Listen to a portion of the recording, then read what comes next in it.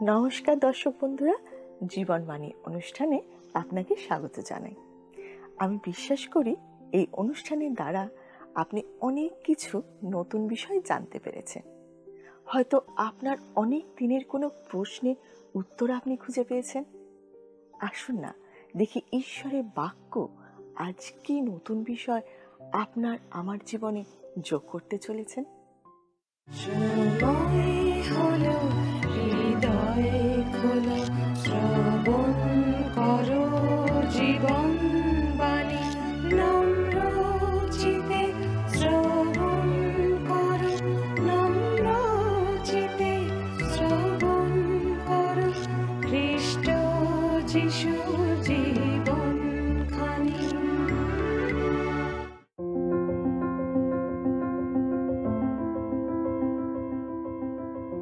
পবিত্র শাস্ত্রের বিভিন্ন পুস্তকগুলি আমরা আমাদের এই অনুষ্ঠানে পর্যায়ক্রমে অধ্যয়ন করে থাকি এবং আমাদের গত পর্ব থেকে আমরা বাইবেলের পুরাতন নিয়মের অন্তর্গত ভাববাণীমূলক অংশের অন্যতম পুস্তক জোয়েল ভাববাদী পুস্তকটি অধ্যয়ন করা শুরু করেছি। জোয়েল ভাববাদীর পুস্তকটি আকারে খুবই ক্ষুদ্র পুস্তক, যাতে কেবলমাত্র 3টি অধ্যায় আছে, কিন্তু পুস্তকটির ক্ষুদ্রতা কোনো অংশেই এর গুরুত্ব কমিয়ে দিতে পারেনি।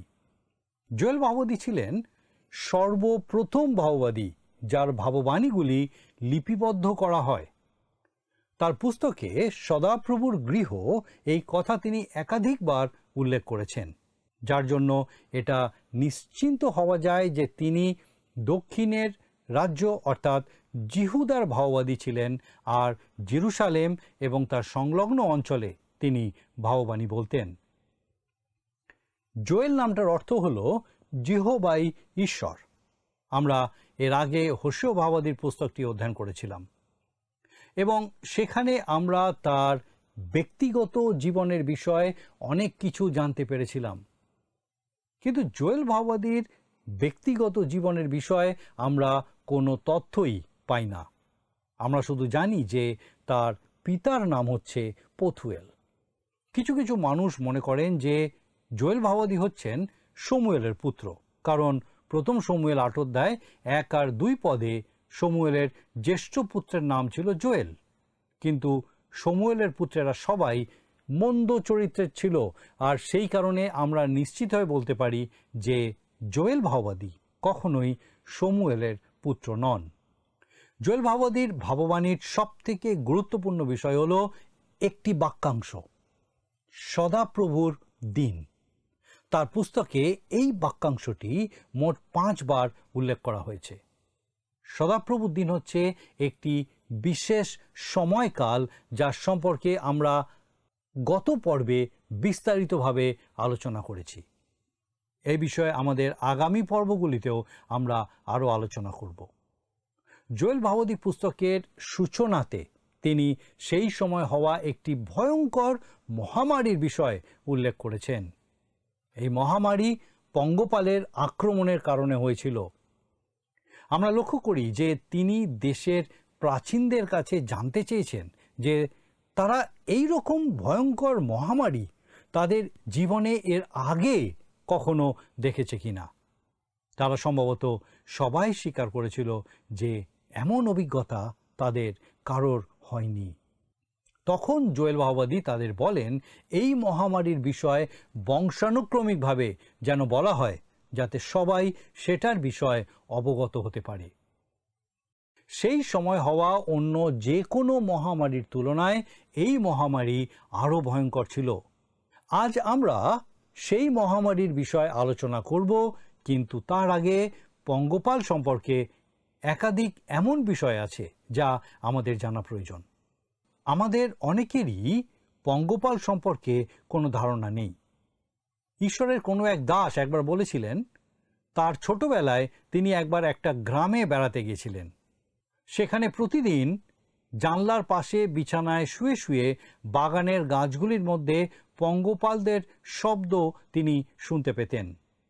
তারা কখনোই মহামারী শুরু করেনি, আর সেগুলো কখনোই পুরাতন নিয়মের সময় কিংবা এখনকার সময়ে ইসরায়েলের পঙ্গপালের মতো ছিল না। পঙ্গপালজনিত মহামারীর পরে ক্ষেতের ছবি যদি আপনি কোনো সময় দেখে থাকেন, তাহলে আপনার মনে হতে পারে যে পঙ্গপালের যেন নিজস্ব একটা পৃথিবী জ্বালিয়ে দেওয়ার নীতি আছে। মনে হয় যেন আগুন মাঠ জুড়ে ছড়িয়ে পড়ছে আর সব কিছু ধ্বংস করে দিয়েছে। পঙ্গপালের বিষয়ে ঈশ্বরের বাক্যে উল্লেখ করা আছে। পবিত্র শাস্ত্রের একটি অংশ আমি বিশেষ করে উল্লেখ করতে পারি, আর সেটা হলো হিতোপদেশ 30 অধ্যায় 27 পদ। সেখানে লেখা আছে, পঙ্গপাল দিগের রাজা নাই, তথাপি তাহারা দল বাঁধিয়া যাত্রা করে। পঙ্গপাল সেনাবাহিনীর মতো একসঙ্গে এগোতে থাকে, আর তারা যখন এগোতে থাকে তখন ভিন্ন ভিন্ন দলে সংগঠিত হয়ে এগোয়। যখন আমরা প্রথম অধ্যায়ের 4th পদটি পাঠ করব, তখন এই পঙ্গপালের মহামারীর বর্ণনা বোঝা আমাদের সহজ হবে।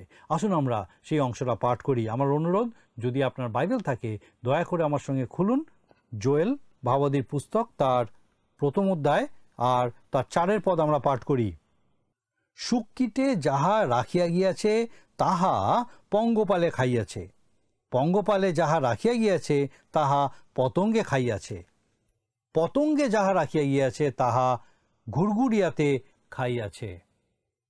এটা সত্যি যে এখানে 4টি ভিন্ন ভিন্ন শব্দ ব্যবহার করা হয়েছে: শুককিট, পঙ্গপাল, পতঙ্গ এবং ঘুরঘুরিয়া।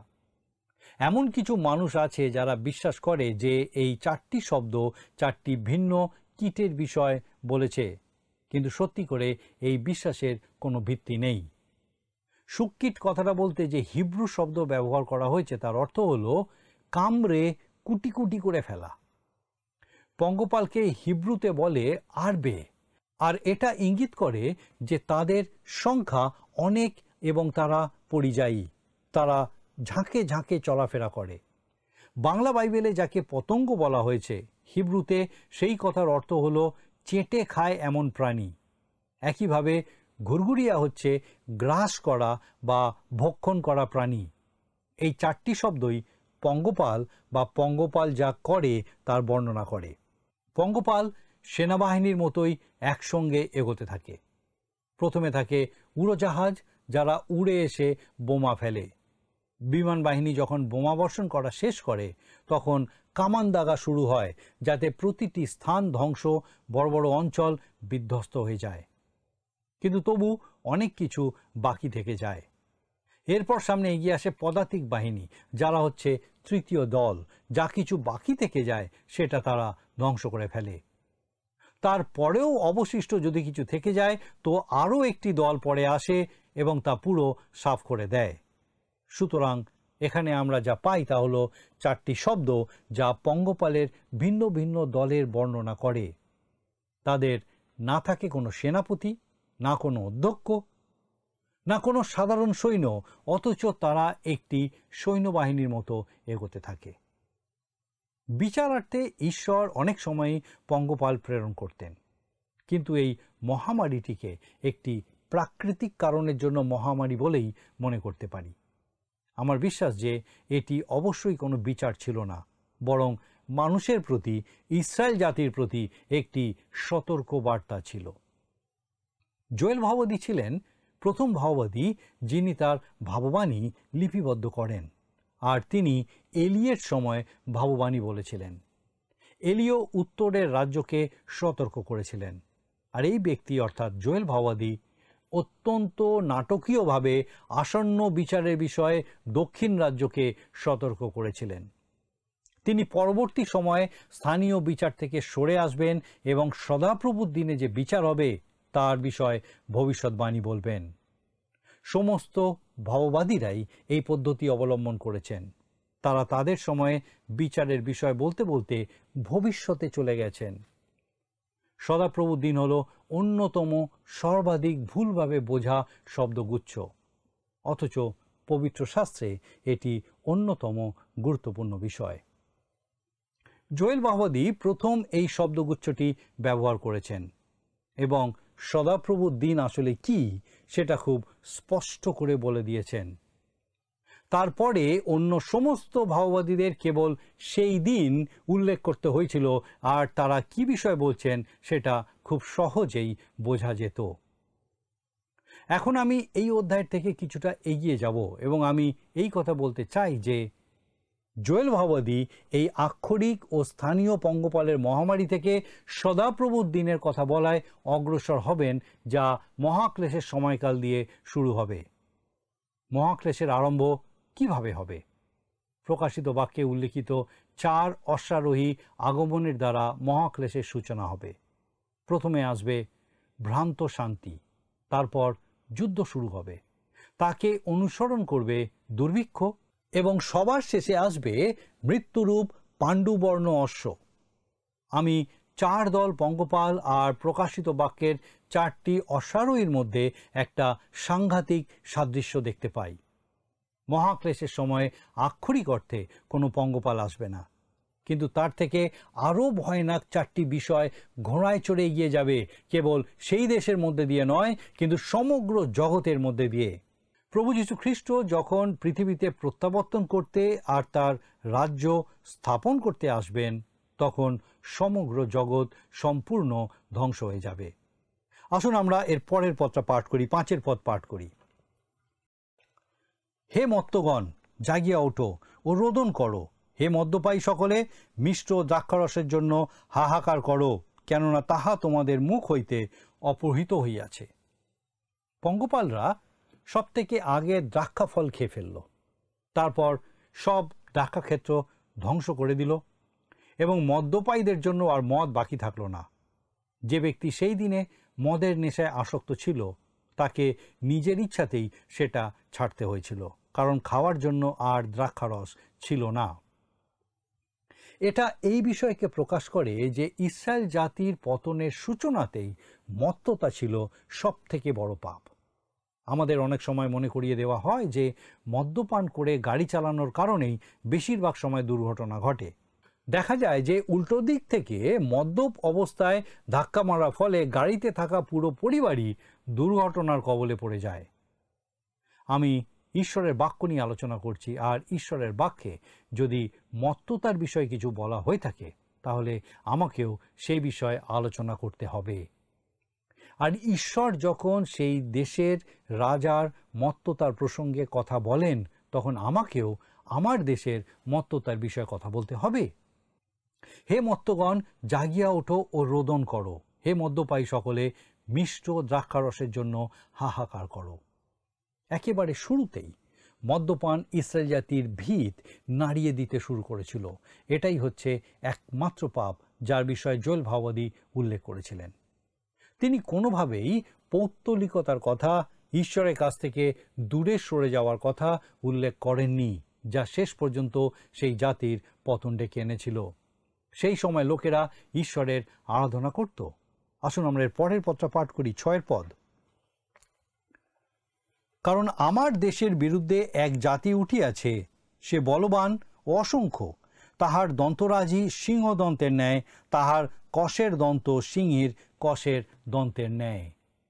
এখানে এক আক্রমণকারী সেনাবাহিনী ও তার ধ্বংসাত্মক শক্তির সঙ্গে পঙ্গপালদের তুলনা করা হয়েছে। এই ছোট্ট কীটগুলো অর্থাৎ পঙ্গপালরা একটা বড় গাছকেও খেয়ে শেষ করে ফেলতে পারে। তারা কোনো শস্যক্ষেত্রের মধ্যে দিয়ে চলে যায়, আর দেখা যায় যে সেখানে ফাঁকা মাঠ ছাড়া আর কিছুই অবশিষ্ট থাকে না। তারা সেই 4টি দলে বিভক্ত হয়ে আসে, কিন্তু তাদের কোনো নেতা বা রাজা থাকে না। বেশিরভাগ ক্ষেত্রে তারা ঈশ্বরের বিচার রূপেই আসে। কিন্তু এই মহামারীটি ঈশ্বরের একটা সতর্কবার্তা ছিল। পরে জোয়েল ভাবাদী এমন একটা সময়ের কথা বলবেন যেটা এখনও ভবিষ্যৎকাল। সেই সময়টা হচ্ছে সদাপ্রভুর দিন, যা একেবারে পঙ্গপালজনিত মহামারীর তুল্য।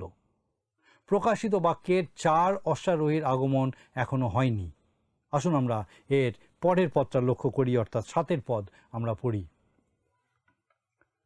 সে আমার দ্রাক্ষালতা ধ্বংস করিয়াছে, আমার ডুমুর বৃক্ষ ত্বক শূন্য করিয়াছে। সে ছাল খুলিয়া ফেলিয়াছে, তাহা ফেলিয়া দিয়াছে, তাহার শাখা সকল শুক্ল হইয়া পড়িয়াছে। পঙ্গপাল সত্যি করেই একটি ডুমুর বৃক্ষকে খেয়ে শেষ করে দিতে পারে। এমনভাবে তারা ডুমুর বৃক্ষের ছাল খুলে ফেলে দিতে পারে যে শুকনো কাঠ ছাড়া আর কিছু বাকি থাকে না। জোয়েল ভাওবাদী তার দেশবাসীকে একটা বার্তা প্রেরণ করেছেন, আর তিনি তাদের বলেছেন যদি এমন একটা সময় আসে তাহলে তাদের কি করতে হবে। তিনি তাদের 10টা বিষয়ের কথা বলবেন যা তাদেরকে করতে হবে। আসুন বাইবেল থেকে আমরা দেখি সেই বিষয়গুলো কি কি। আমরা 8 পদটা পাঠ করি। তুমি এমন কন্যার ন্যায় বিলাপ করো যে যৌবনকালীন কান্তের শোকে চট পরিহিতা। তিনি এমন কিছু বলছেন যা অস্বাভাবিক। প্রথমত তাদের বিলাপ করতে হবে। একজন তরুণী বধূ যার স্বামী হয়তো যুদ্ধে নিহত হয়েছে, স্বামীকে হারিয়ে সে যেভাবে বিলাপ করে এই জাতিরও সেইভাবে ক্রন্দন করতে হবে। আমরা এর পরের বিষয়টা লক্ষ্য করি, অর্থাৎ আসুন আমরা 9 পদ পড়ি। সদাপ্রভুর গৃহ হইতে ভক্ষ্য নৈবেদ্য ও পেয় নৈবেদ্য অপহৃত হইয়াছে, সদাপ্রভুর পরিচারক যাজকগণ শোক করিতেছে। অন্য কথায় তারা কোনো ধরনের নৈবেদ্য উৎসর্গ করতে পারছে না। দ্বিতীয় বিষয় এখানে আমরা দেখি সদাপ্রভুর পরিচারক যাজকগণ শোক করিতেছে। এই পুরো অনুচ্ছেদে একই কথা বলা হয়েছে। মদ্যপেরা শোক করছে, যাজকগণ শোক করছে। এই মহামারীর কারণে সমগ্র অর্থনীতি ক্ষতিগ্রস্ত হয়েছে। এই পদ এবং অন্যান্য পদগুলি আমাদেরকে এই বিশ্বাস করায় যে জোয়েল ভাওবাদী সেই সময় জেরুসালেমে ছিলেন। এখানে তিনি যাজক যারা সদাপ্রভুর গৃহে সেবা করতেন তাদের উদ্দেশ্যে কথা বলছেন। আসুন আমরা এর পরের পদটা পাঠ করি। আমরা 10 পদ পাঠ করি। ক্ষেত্র বিনষ্ট, ভূমি শোকান্বিত, কেননা শস্য বিনষ্ট হইয়াছে, নতুন দ্রাক্ষারস শুষ্ক এবং তৈল লুপ্ত হইয়াছে।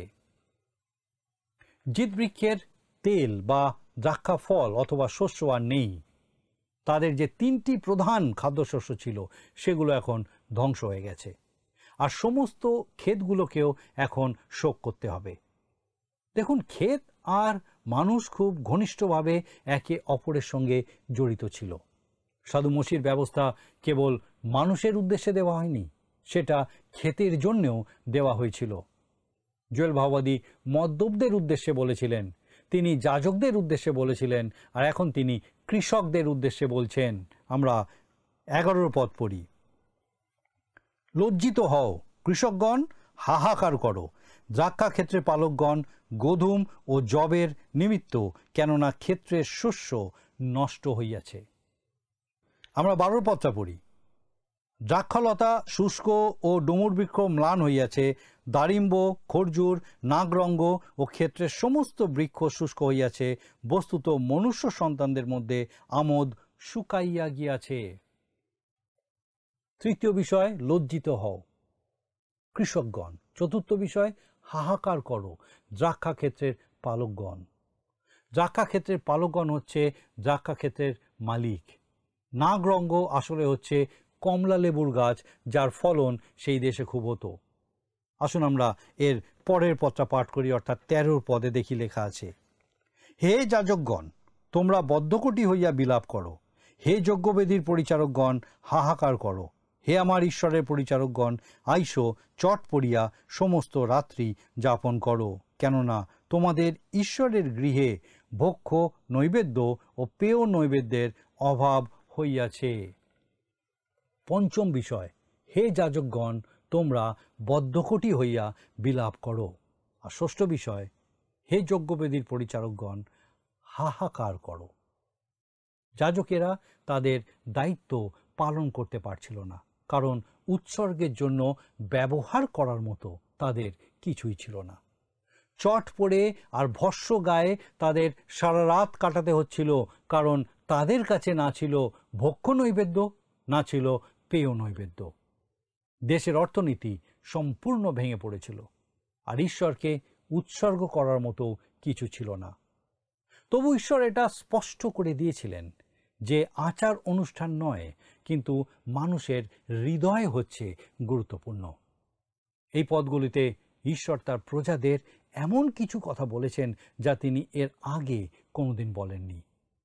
ঈশ্বর যখন সাধু মসির ব্যবস্থা প্রদান করেছিলেন, তখন তিনি এই লোকদের জন্য 7টি পর্বদিন ঘোষণা করেছিলেন। তিনি তাদের কাছে স্পষ্ট করে দিয়েছিলেন যে তিনি চাননি যে তারা বিষণ্ণ হৃদয়ে তার সামনে উপস্থিত হবে। তিনি চেয়েছিলেন যে তারা প্রফুল্ল চিত্তে এবং আনন্দ সহকারে তার গৃহে আসবে। আপনি নিশ্চয়ই লক্ষ্য করেছেন যে মণ্ডলীতে যখন খ্রিস্ট বিশ্বাসীরা মিলিত হয় তখন সেটা খুব যে আনন্দময় উপলক্ষ হয় তা নয়। আমি মজার গল্প বলার জন্য তিরস্কৃতও হই। কখনো কখনো আমি এমন অনেক সাধুজনকে দেখেছি যারা শুধু সেখানে গোমরা মুখে বসে থাকেন। তারা যদি একটু হাসতেন তাহলে সেটা হয়তো তাদের পক্ষে ভালো হতো। আজ কোনো আনন্দ নেই, আর জোয়েল ভাববাদীর সময়েও কোনো আনন্দ ছিল না। ঈশ্বর কেন তার প্রজাদের এই প্রথমবার বলেছেন, আমি চাই তোমরা বিলাপ করবে, আমি চাই তোমরা চট পরিধান করবে এবং ভস্য মাখবে, আমি চাই তোমরা শোক করবে? এর আগে তিনি বলেছেন, আমি চাই তোমরা আনন্দ সহকারে আমার কাছে আসবে। এই জাতির মধ্যে থাকা পাপই হচ্ছে এর কারণ, আর সেই একই কারণে আজও কোনো আনন্দ নেই। নিশ্চিতভাবে এই জগৎ কঠিন কাজ করে চলেছে। গান বাজনাকে জোরে ও দ্রুত হতে হবে, আর কৌতূহলগুলিকে অশ্লীল হতে হবে, তাহলেই কেবল আনন্দ পাওয়া যাবে। এমনকি আমাদের মণ্ডলীর মধ্যে জোরে জোরে হাসাকে পাপ বলে মনে করা হয়। আজ কোথায় সেই আনন্দ? সেটা পাপের কারণে আর নেই। ঈশ্বর চান না যে আমরা আনন্দ পাই। তিনি এই লোকদের বলেছেন, তোমরা বিলাপ সহকারে আমার কাছে এসো। আমি সেটা পছন্দ করি না, কিন্তু তোমরা পাপে পরিপূর্ণ, আর আমি দেখতে চাই তোমরা অনুতাপ করছো। আমাদের আজকের আলোচনা আমরা এখানেই শেষ করব, কিন্তু আসুন তার আগে আমরা দেখে নিই আজকে কি কি বিষয় আমরা দেখলাম। জোয়েল ভাববাদী তার ভাববাণীর সূচনাতে পঙ্গপালের মহামারীর বিষয়ে লিখেছেন। সেই পঙ্গপাল ছিল অত্যন্ত সাংঘাতিক। তারা ভয়ানকভাবে দেশের সমস্ত সবুজ গাছপালা ধ্বংস করে দিত। তিনি আরও বলেছেন যে এই মহামারীর কারণে সেখানকার সমস্ত লোক শোক করেছে। আমরা আমাদের আগামী পর্বে এই অধ্যায়ের 14 পদ থেকে আমাদের আলোচনা জারি রাখব। আমার বিশ্বাস ঈশ্বর বিশেষভাবে আজকের এই আলোচনার মধ্যে দিয়ে আপনার সঙ্গে কথা বলেছেন। আপনি তার রব শুনতে পেয়েছেন যে তিনি আপনার জীবনের জন্য কিভাবে তার বাক্যকে গ্রহণ করতে বলছেন। আর আমার বিশ্বাস আপনি যা শুনেছেন, হৃদয়ে গ্রহণ করেছেন, সেই মতো জীবনযাপনের মধ্যে দিয়ে ঈশ্বরের গৌরব করবেন। আসুন এখন প্রার্থনায় যাব, আর আমি চাইব আপনিও আমার সঙ্গে প্রার্থনায় যোগ দিন। আসুন প্রার্থনা করি। করুণাময় পিতা, তোমার ধন্যবাদ স্তুতি করি প্রভু যে আরেকবার তুমি আমাদেরকে এই সুন্দর সময় দিলে। ধন্যবাদ দি পিতা গো, আজকে আরেকবার তোমার পবিত্র বাক্যের মধ্যে দিয়ে আমাদের সঙ্গে কথা বললে। আমাদের সেই প্রত্যেক দর্শক বন্ধু, তাদের পরিবার পরিজন প্রত্যেককে পিতা তোমার পবিত্র পরাক্রমে তোমার জীবন্ত বাক্যের এই সত্যে স্থির করো। পিতা গো, তোমাতে যে আনন্দ, সেই আনন্দ তাদের জীবনে উপলব্ধি করতে সাহায্য করো। সেই মতো পিতা গো, তাদের জীবনের মধ্যে দিয়ে তুমি গৌরবান্বিত, উচ্চকৃত, মহিমান্বিত হও। সৈক্য পিতা, আমাদের সেই প্রত্যেক দর্শক বন্ধু, তাদের পরিবার পরিজন প্রত্যেককে তোমার পবিত্র আত্মার সুরক্ষায় সুরক্ষিত করো। সমস্ত অসুস্থতা থেকে, অকল্যাণ অমঙ্গল থেকে, মন্দতা থেকে রক্ষা করো। শয়তানের সমস্ত ফাঁদ থেকে তাদেরকে সুরক্ষিত রাখো। এবং পিতা, তোমার জীবন্ত প্রত্যাশায়, তোমার সহভাগিতায় তোমার গৌরব করতে সাহায্য করো। তোমার যিশু নামে ভিক্ষা দয়া করে শ্রবণ ও গ্রহণ করো। আমেন।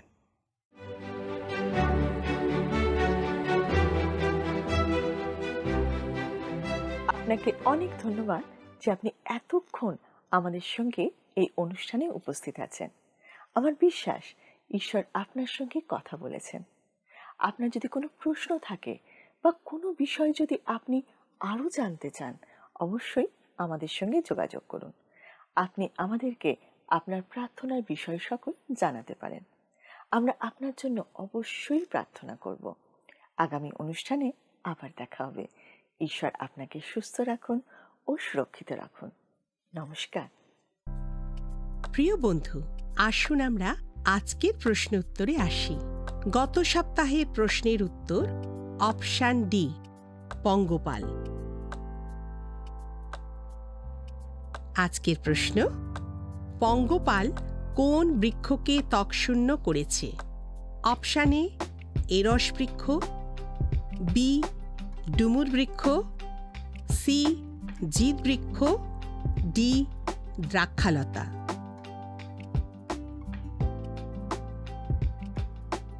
বন্ধু, এই প্রশ্নের উত্তর আগামীকাল সন্ধ্যে 6টার মধ্যে option A, B, C, D সহকারে আপনার নাম ও সম্পূর্ণ ঠিকানা সহ 9433497235 এই নম্বরে SMS বা হোয়াটসঅ্যাপে পাঠাবেন।